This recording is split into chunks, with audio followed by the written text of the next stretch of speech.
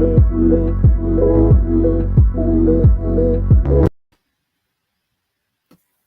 key AFC storylines for 2022. That and more this week on the Footballguys Dynasty Show. Starting off, Jordan, clarity for Deshaun Watson. Verdict is in 6-game suspension. If you're part of that daily email update, you saw that come out.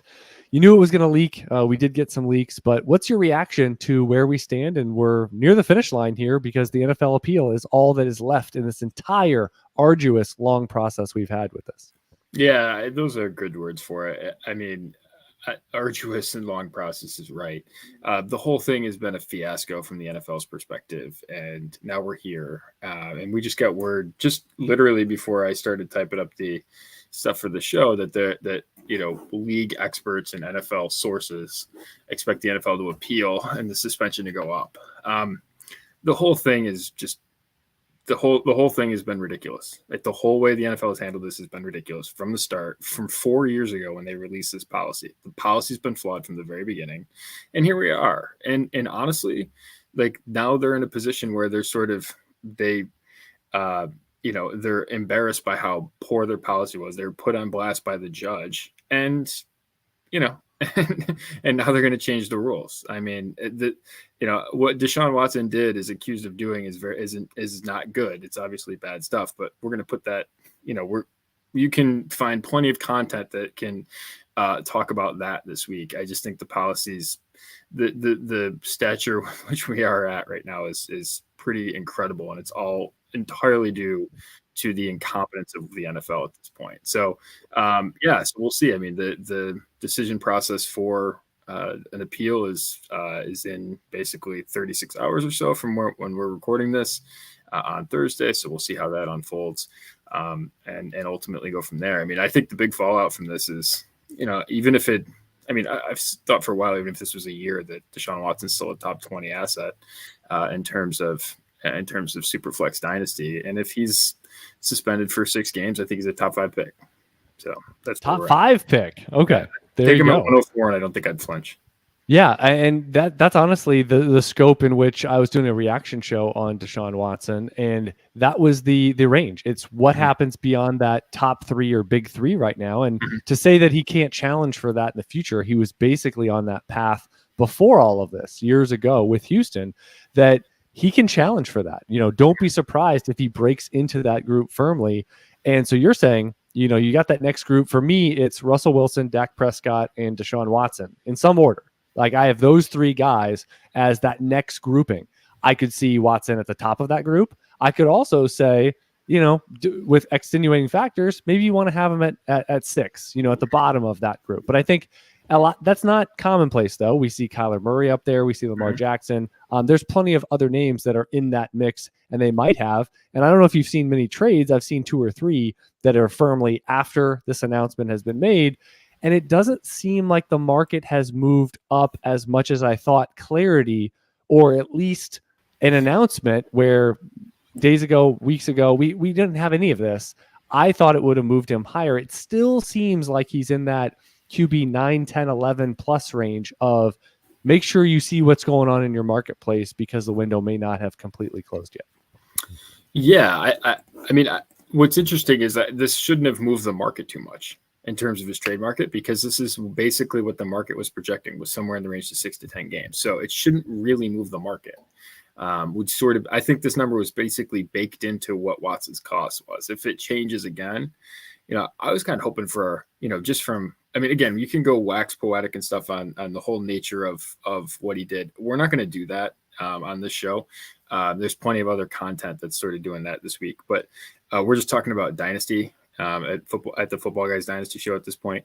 And I think when you look at what, I was hoping for a longer suspension in the Dynasty context, because I thought it would maybe open up another buy window. This, I don't think, is going to open up a huge buy window. And he hasn't had a ton of trade volume recently, right? Because I think people are kind of anchored to where this was. Well, and just to talk through the mindset part, what I kind of feel, and what I've seen in comments before in Dynasty trading, when you have a situation like this, whether it's a suspended player, whether it's an injured player finally on the cusp of coming back, where a good example, you see a player, let's say they tear their ACL today.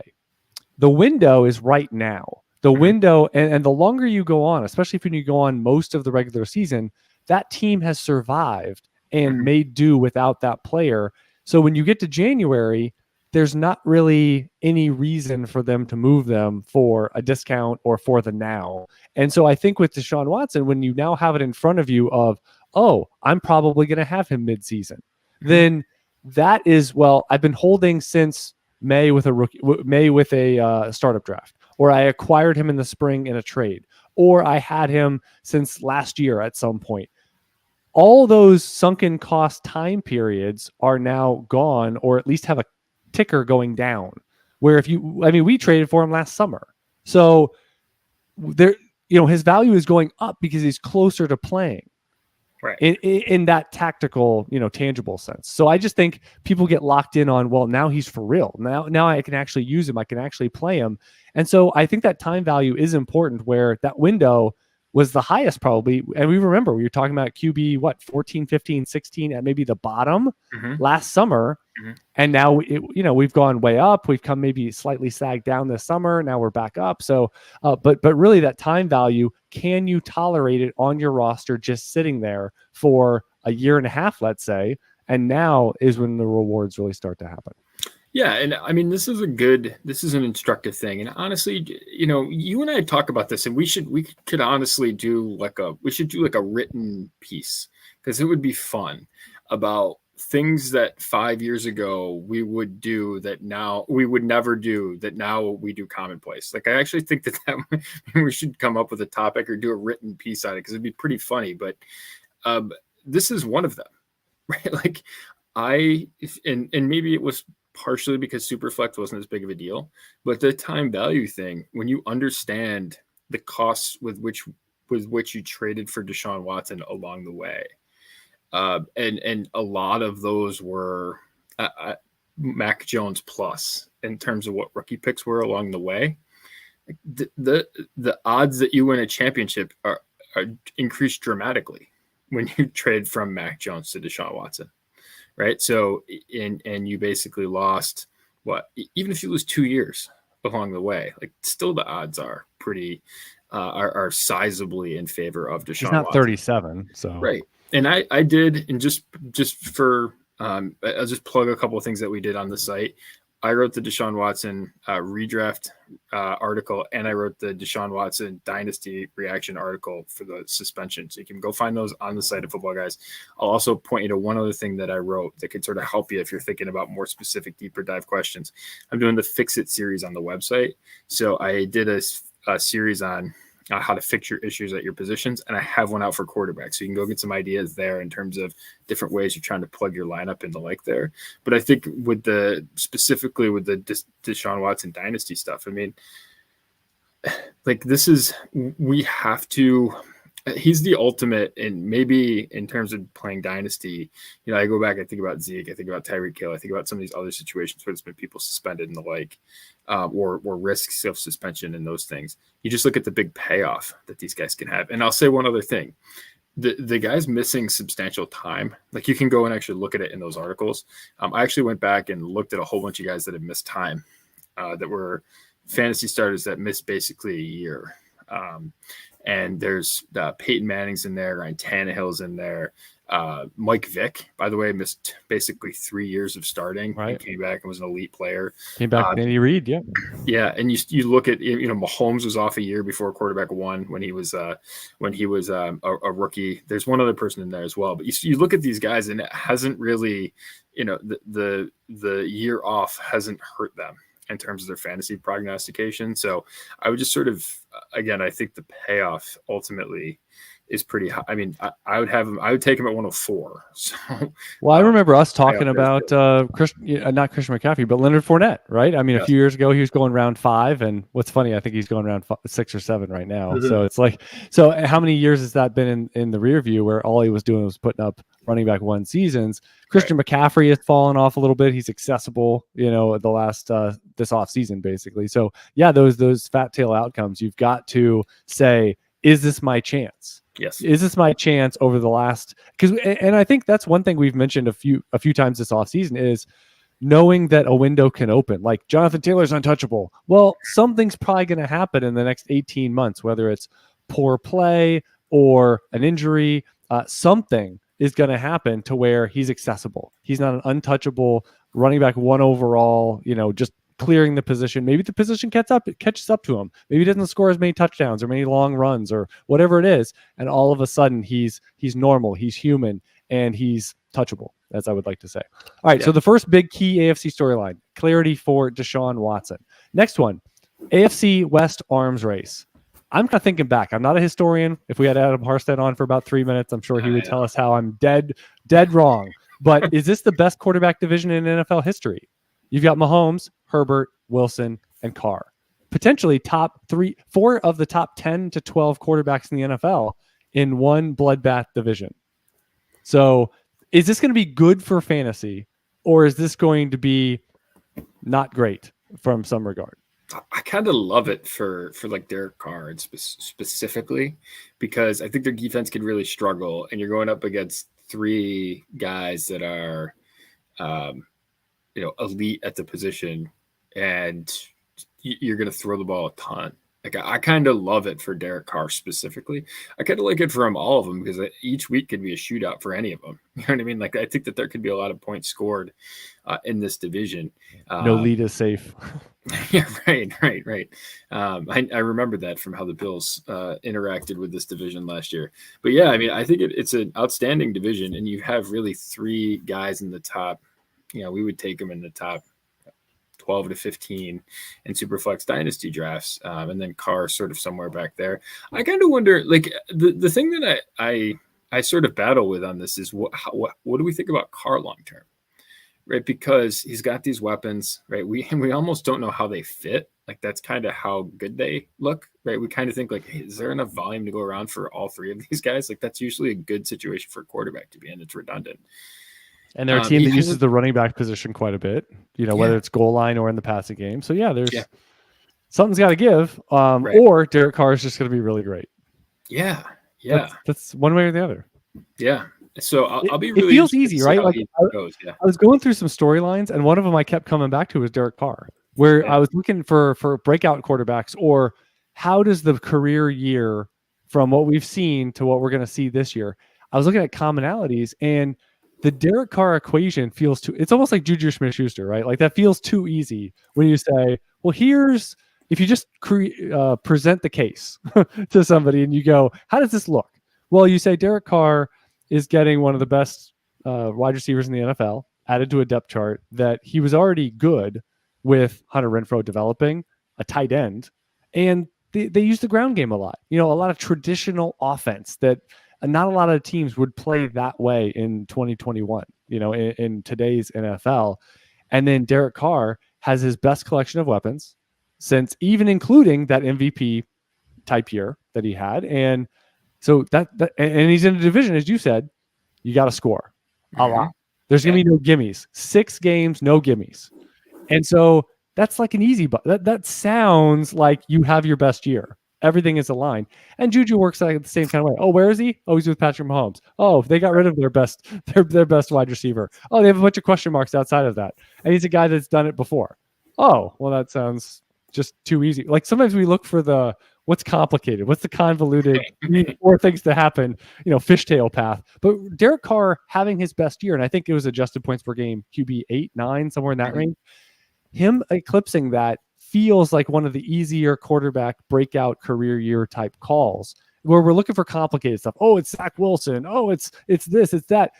I mean, this is easy. It's a guy that's mired, if you will, in QB 10 to 18 for a large part of his career.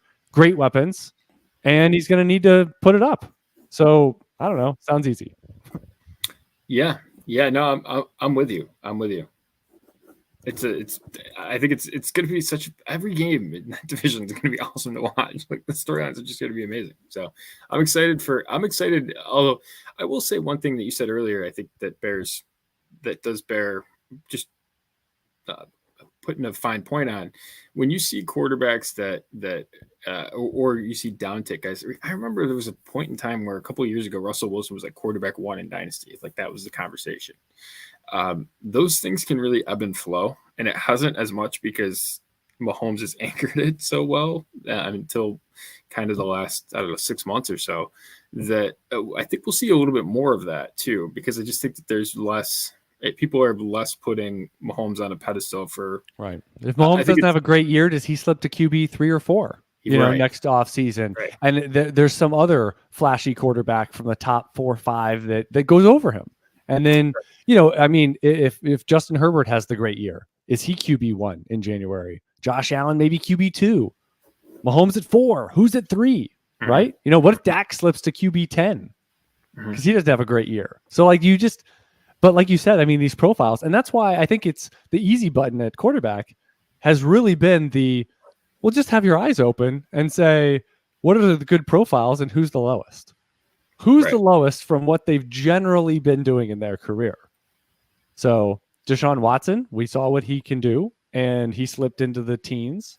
Dak Prescott, if he doesn't have a great year, he's going to be low enough to say, oh, well, that's easy. He's my QB2 next year in team builds.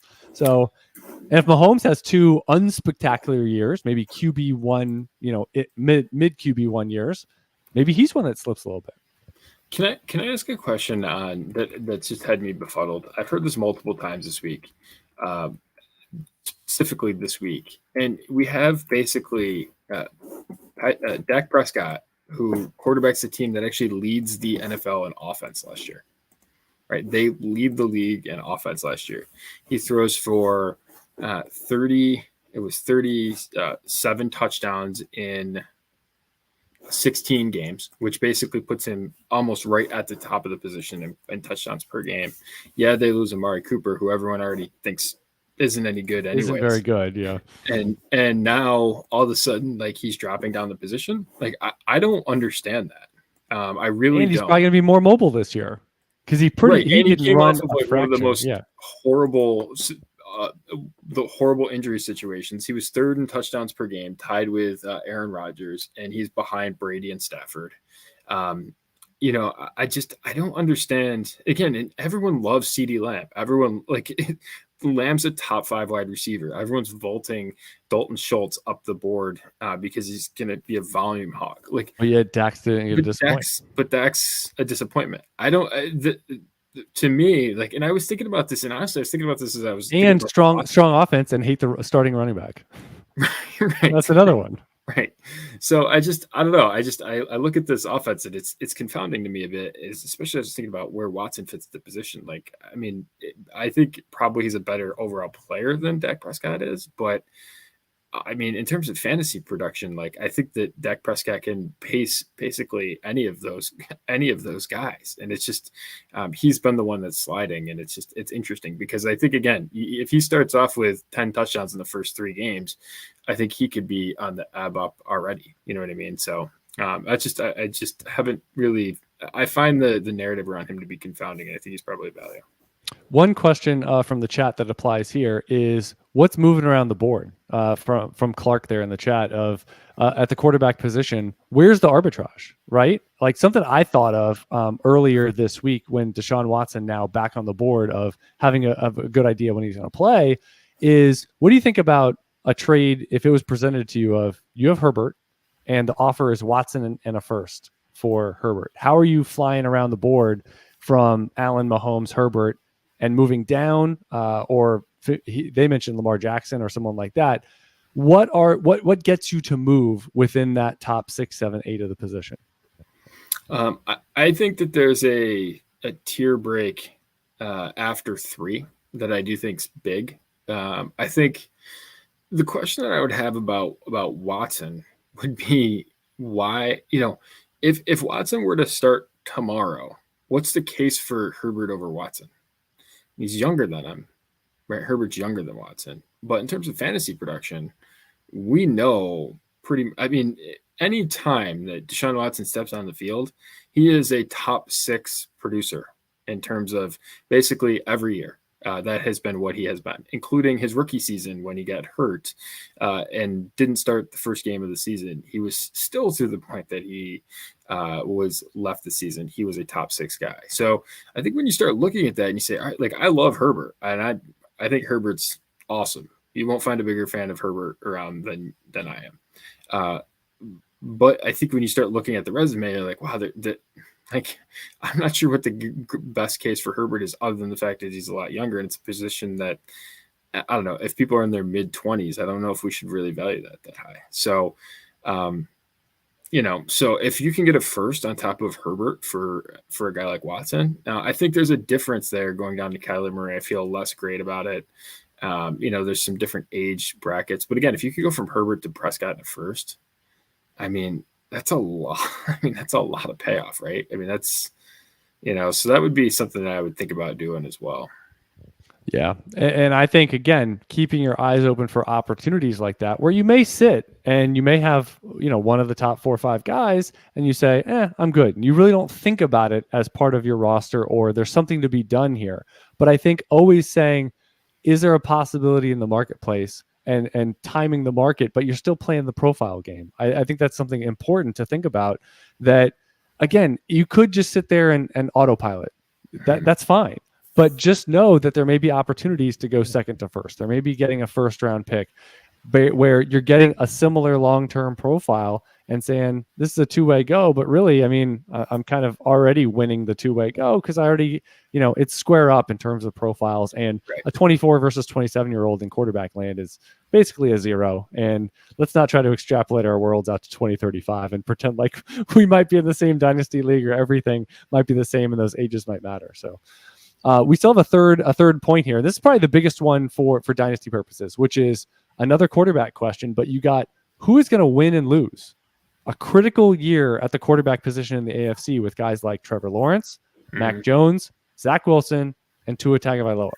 Those 4 guys, these are critical years. Either a second season of, we got to build forward here, or Tua, let's build everything around him.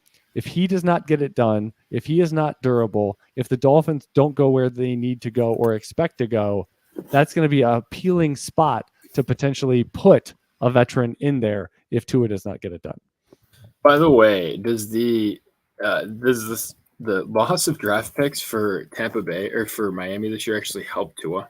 Does it insulate him? Because this was a situation where we could have looked at next year going in and thinking, hey, there's a decent chance that they could address the position. They've got, they have San Francisco's first round draft pick in 2023. Is there a chance that they could actually be, with 2 picks there up in the first round with the ability to address the position? Well, now they've got 1 strip from them, right? So we'll see sort of what that might actually insulate to in a way that I thought was less likely coming into today. So I think that's the interesting part. I was looking at some offenses this week, and I got to be honest, like, if you look around, and I think we did this on a show a while ago, that Zach Wilson situation, and this might have even been your sneaky team, that Zach Wilson situation's really good. Like, I mean, you've got redundant weapons all over the place. You've got a top 10 offensive line, probably. If he can play, like, they could be sneaky good in a division that has a lot of questions, and outside of Buffalo, and like, they could be a team that, like, has guys that are fantasy relevant. Like, there's a lot of interest there. So I'm going to call the Jets the anti-Bears, because they've done everything to help Zach Wilson, and they've done nothing to help Justin Fields. But because you can say Corey Davis might be a complete ancillary element. They brought in Breece Hall. They have, they brought in, top wide receivers, and Elijah Moore sounds like he's been taking a step forward and number 1, number 2 guy on that depth chart. Yet you could say there's a bunch of good wide receivers. They brought in 2 tight ends. That was a black hole a year ago. If they could give them, 50 catches between them, boost to the position. So, it comes down to Zach Wilson, and I have concerns about Zach Wilson. I mean, a lot of the peripheral stuff kind of look ahead. He's not on a great track, but if you squint and you say, hey, the biggest step forward is going to be year 1 to year 2. We're going to get some data points pretty quickly on, has he developed? And frankly, you might know right away. Does he put up a couple good games in September and he's on his way, to a, maybe not, obviously not a consistent full year, still making a lot of mistakes, but you see the high end a lot more often. I think that's what you're kind of looking for. And a guy that maybe isn't mired in the QB 20s fantasy wise. Can he show a little bit more, a little more tread than that? So it's all on Wilson, but like you said, I mean, that's sneaky upside, of a team that has done things right, where we've seen some young quarterback situations not do things right. Yeah, and I would just look at him and think of those top 5 quarterbacks from last year. You look at Mac Jones, Trevor Lawrence, Justin Fields, Trey Lance, and Zach Wilson. I think you look at a situation like Fields, the situation to really break out for that quarterback isn't there, right? It's not a great situation. I'm not sure with Matt Patricia as the offensive coordinator in New England, that's a situation that's really conducive for a big offensive breakout. We'll see I think Trevor Lawrence has a decent shot at one. Lance could in that offense could put up a lot of numbers, but I think Wilson could as well. And I think when you look at those, and he's the cheapest. I think we've mentioned it before. He's the cheapest bet, QB 20 or so. That sure. He has the best bet, where a lot of guys are going much earlier, and he's going only a little behind Mac Jones. And if you say, well, Mac Jones doesn't have the ceiling I'm looking for, then you take a shot on Wilson. Yeah, absolutely. And I think Zach Wilson over the past month is 501. He's basically quarterback 18 in startup drafts over the past month. So yeah, definitely. There you go. Chad Parsons, Jordan McNamara, episode 114 of the Football Guys Dynasty Show. We've been talking about it in the Football Guys staff chat, but we're looking to add some stuff to the official gear and merchandise store there for Football Guys. The classic Black Eyed Joe logo. You got quality designs, materials, hats, outerwear, shirts, coffee mugs, more. Go to shop.footballguys.com. And wouldn't you know it, Jordan, we have the Football Guys Shark Pool under maintenance this week. So I hadn't checked in the hour or two before the show coming live here, but under maintenance. So I just picked some trades I know in the marketplace.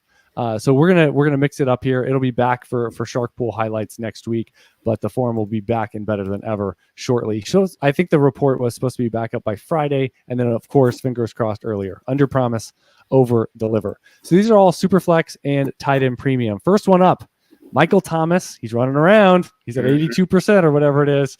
But we got Michael Thomas for Brandon Cooks and a 23 second. Yeah, I mean, it's interesting from the market value perspective. It's clearly Michael Thomas. Or I'm sorry, it's clearly Brandon Cooks in the second, right? I mean, Michael Thomas and Brandon Cooks are pretty close in terms of their startup valuation. So yeah, definitely you don't pick between guys there. You just take the pick and let someone else take the decision between the players there. And Brandon Cook's a guy we really liked. I know that we're doing value wide receivers yet, and I haven't done my contributions, but I know that take you behind the doors of Football Guys for a second. I know Chad stole my line of death taxes and Brandon Cooks is underrated as the lead to his. I just copy and pasted. I've been putting the same thing in the wide receiver values for the last 3 years. Just Brandon Cooks. I do the same write up. I update one thing. It's the year. That's right. The only thing I change. But doesn't it feel like if you take the Michael Thomas side, you're shooting for the ultimate ceiling? And the more I've thought about it, and I think I was thinking a month ago a little bit differently, but doesn't it feel like Michael Thomas is the type of player that he didn't have 10% off the top of his movement athleticism to lose? Like, he was at his peak superpowers, but he was still doing everything was inside of 10, 15 yards, and he was a contested catch or tight window maven. And if he loses, I just wonder if you lose that little bit, and he's been out for a while, and if it does not come back, I just wonder, does he really not have the ceiling that we all remember with, I know he had a few other quarterbacks, but Drew Brees, and just finding him all day with pinpoint accuracy, that's not what he has.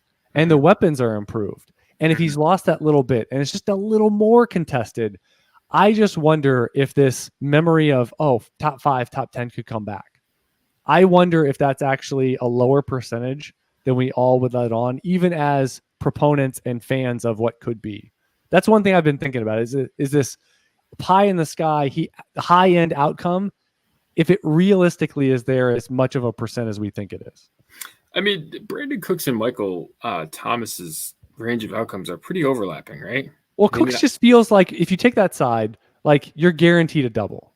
Guaranteed. Right. And you have the pick on top. With Thomas, even if you don't think it's a home run, you feel like you could hit a triple, but the odds of hitting a single or a foul out are a lot higher. Yeah. It feels like. Yeah, I'm with you on that. I think that's a good way to put it.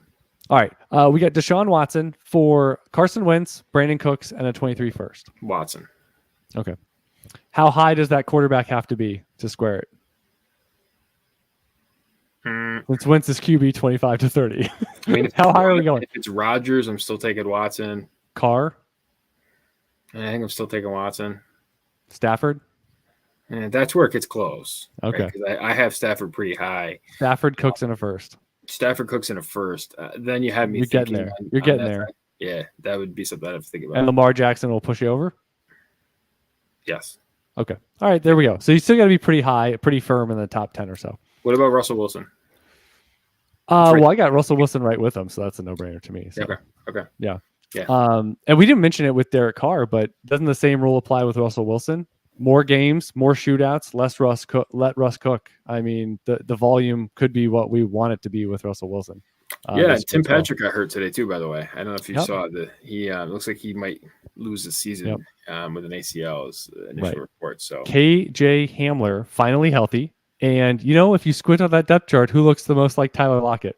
It's KJ Hamler. All right, we'll see. So rooting for that guy, former second-round pick. This is an interesting one. I want to see. I put this in here just to test your tolerance level. We've got Jonathan Taylor and Justin Jefferson, basically two top guys at their position for a couple 23 firsts, a couple 24 firsts, and looking around like John Travolta. What am I doing here? Chase Claypool. But 4 first-round picks. What do you got?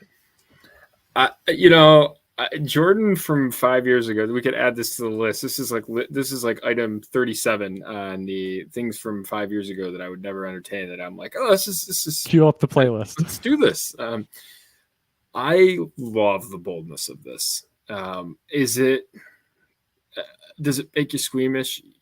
Probably a little bit. But listen, if you're gonna go, you just added 2 first-round startup picks for the cost. How is this bold? And I don't get how it's. Well, here's the reason that it's bold is because it's very rare that people do this.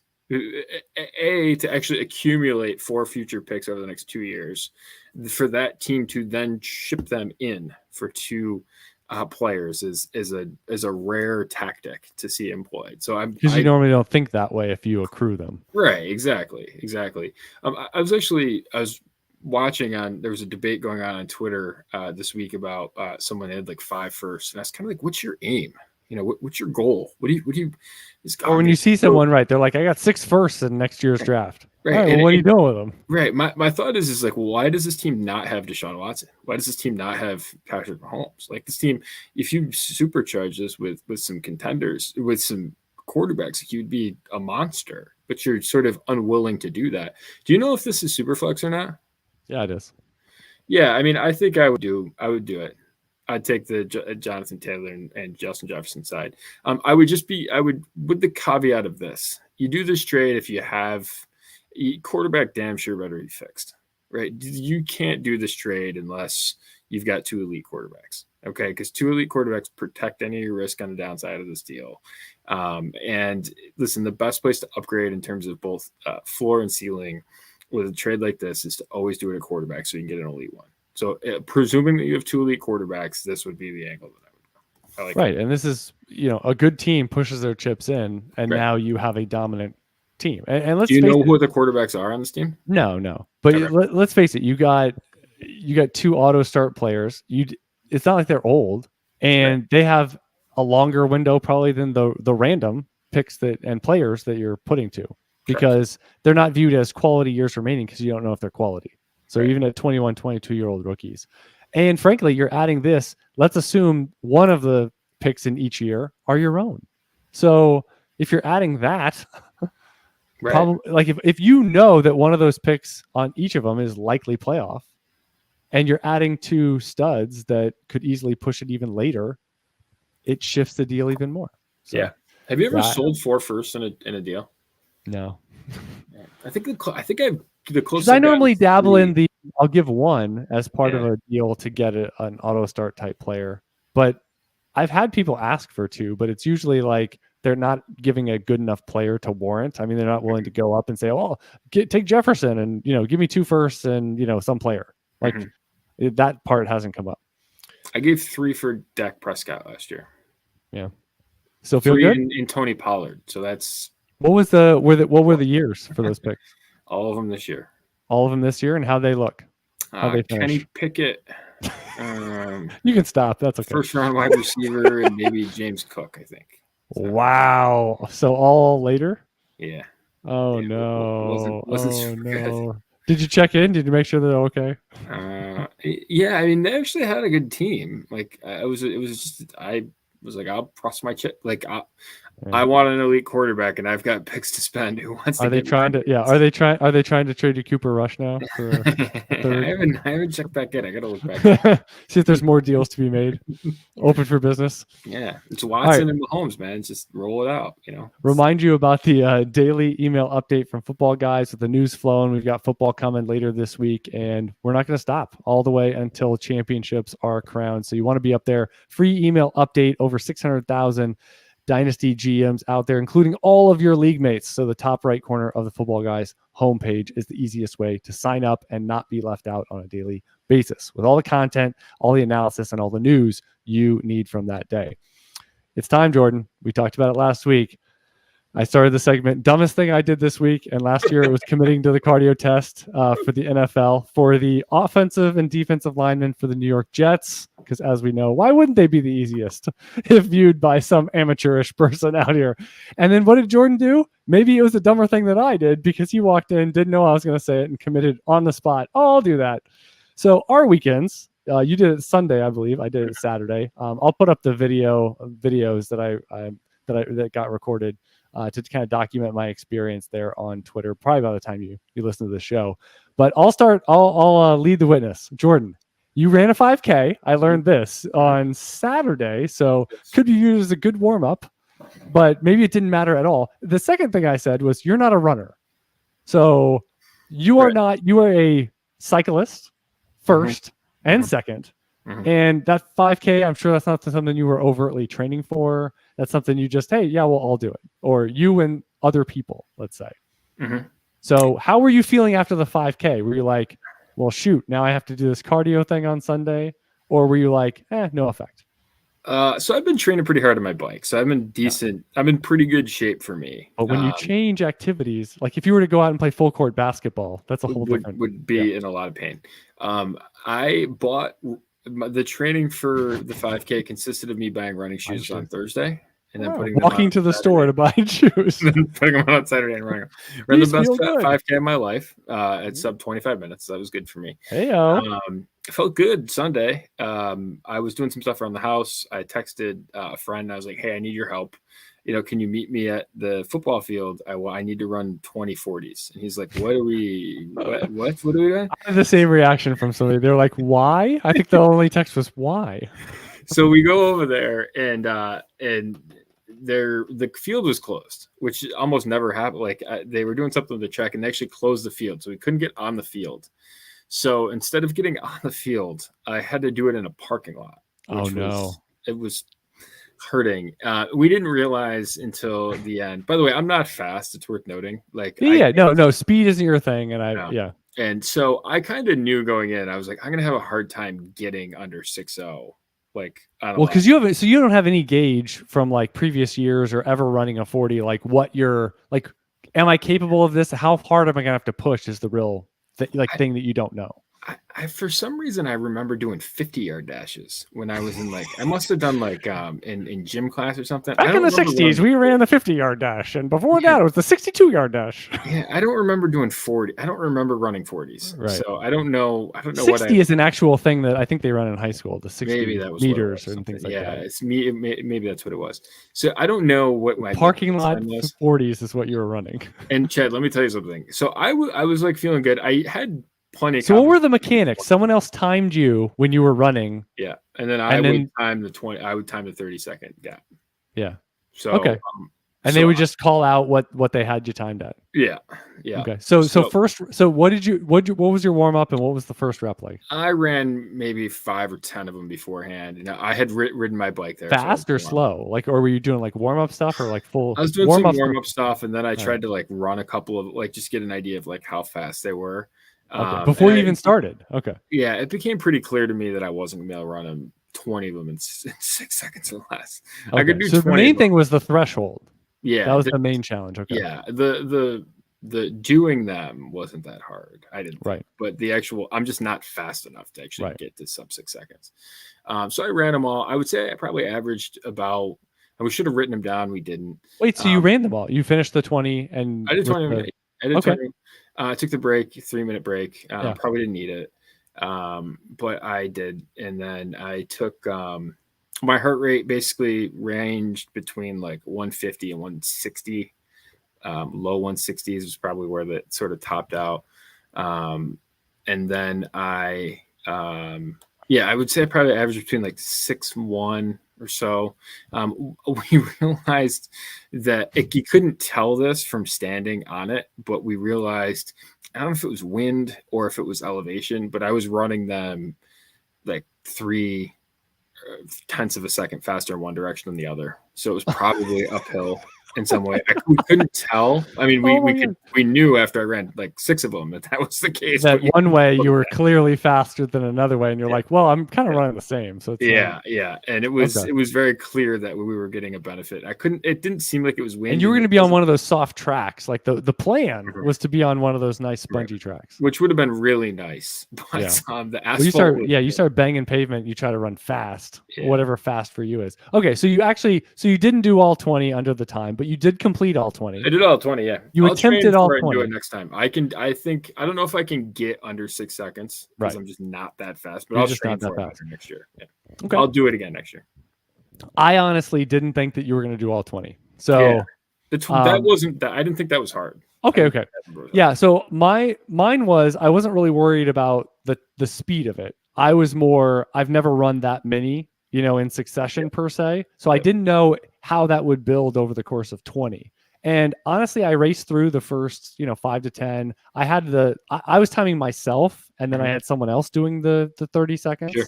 So I actually did the countdown. I think I texted you that. So I had it set for 6 seconds.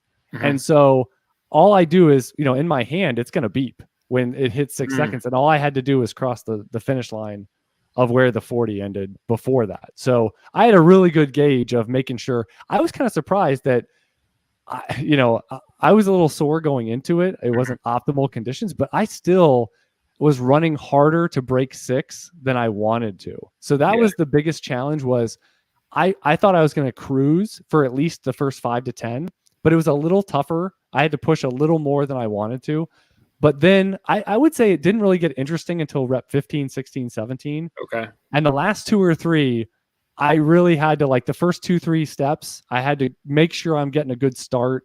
And I was doing the stupid track start, which a friend of mine was like, if you don't know what you're doing, like starting on the ground, you should not start on the ground because it'll actually make you slower. Right. I don't know. I didn't confirm that. But anyway, I did all of them in under 6 seconds. There were a few that were pretty tight, but I was pretty gassed because the last 2 or 3, I did have to stress it a lot more. And the one thing, I still go back to this, which is just doing the 40s is easier, because what I've heard is when you do change a direction, like if we were doing a short shuttle type thing where you're going like 10 yards, then back, then forward, and even if it's a total of 40 yards, but the change of direction, the start stop is what kills you.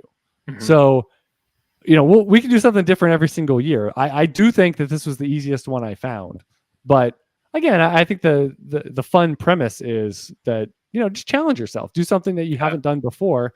Now, I will say you're one day lighter in recovery. So how are you feeling? Are you like Dwight and Dwight and Gabe after the hammer curls?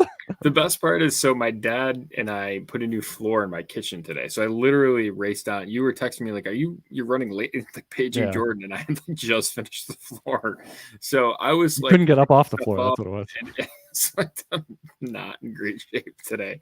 Well, today's the worst day, right? Yesterday, Yeah. you probably started getting sore as the Yeah. day progressed a little Yeah. bit or into nighttime, Yeah. and then today's the day.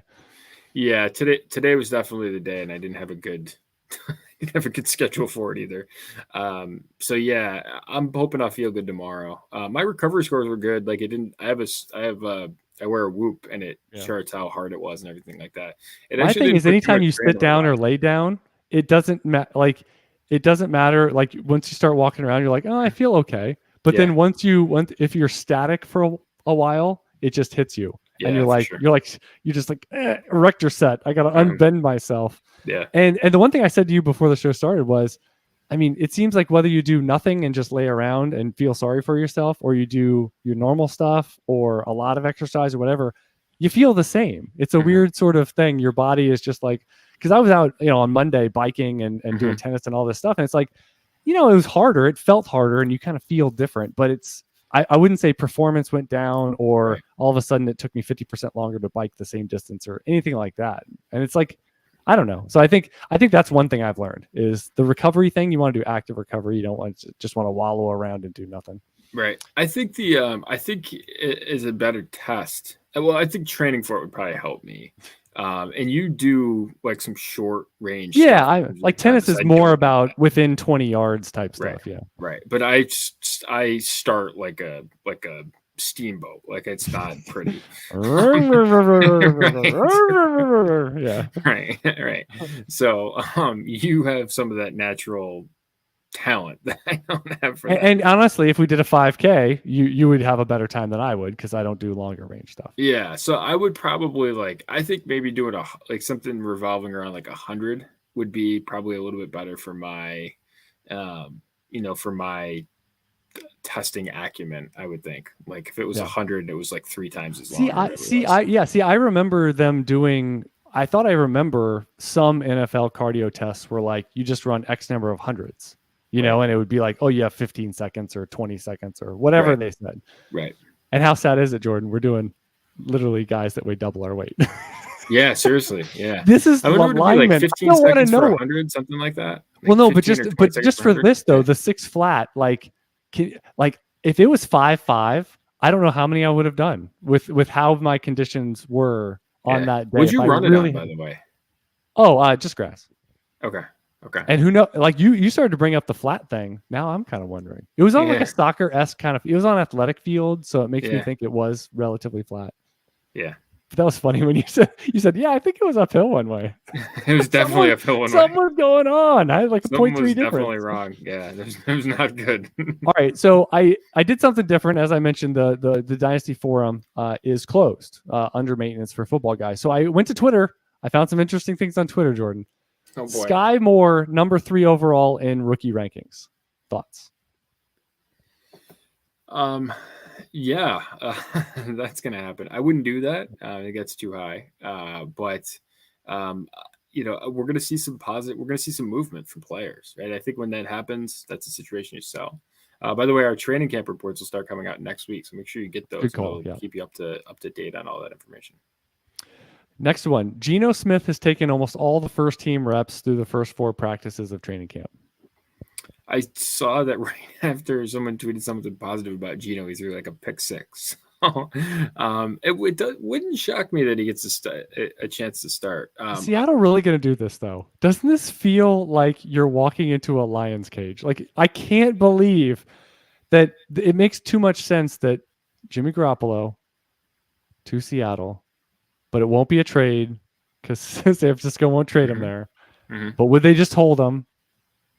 It seems like the one spot. I can't believe they're going to go into it with Geno Smith. It's going to be, and it's so weird too, because it's not like this is a situation that like Carolina should have went down. By the way, I hope I'm not jumping on your parade of Matt Rule saying that they can't get enough snaps for Matt Corral to get reps. Caught Sam Darnold, right? Like, stop it already. But Like that, I would be like, Seattle's doing what Carolina should do, which is just like, fine, we'll play it out. We're going to stop investing at the position. We're going to play it out for a year, get bad quick, see how high the pick can be, and then, go out and address it. Right. I mean, that's the right way to go about fixing a situation like this. And you can reset your books and you get into pressure and all that stuff. But it's so weird that it's Seattle doing it with like a 70-year-old coach, as opposed to Carolina doing it kind of with like a longer term coach under contract, even though he's on the hot seat. Last one, and put the legal hat on here. Alvin Kamara's court date regarding his battery charge has been rescheduled to September 29th. And I think he's going to play the entire year. Which it seems like his value, redraft and in Dynasty, is being affected by people assuming that he's not going to play part of this year, or it's high risk to miss part of this year. It seems that way. I think that my risk concern for Alvin Kamara would be the natural risk of a running back missing time. I don't think it's going to be from a suspension. Right.